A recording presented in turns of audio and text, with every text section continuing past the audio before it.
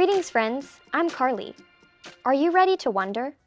Today's story is another amazing lesson from the Bible.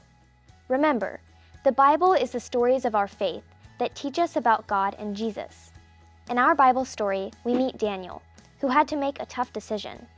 Daniel and his friends were chosen to live in a palace with a king. They were excited. But when the king offered them food, Daniel and his friends told the king they couldn't eat his food. Daniel knew it wasn't what God wanted for him.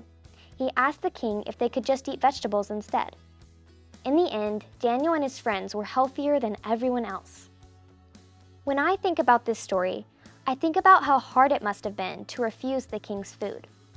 It makes me want to be like Daniel and his friends and do what is right, even when there is peer pressure. Peer pressure is when people around you try to convince you to do something that you know is not good for you.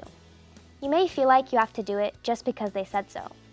Resisting peer pressure takes courage because it can be easy to go along with what everyone else is doing. Peer pressure can be tough. Last week, my friends in the neighborhood all rode their bikes to a neighborhood park without any adults. I knew that I was not supposed to go to the park without my parents, but I didn't want to be the only one who didn't go. I almost gave in, and then I remembered this story. It taught me how to be strong and to do what's right, even when it's hard.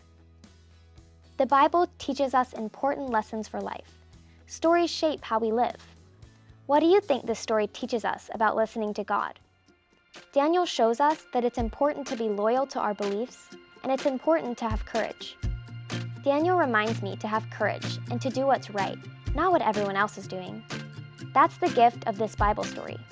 Now, it's your turn to wonder.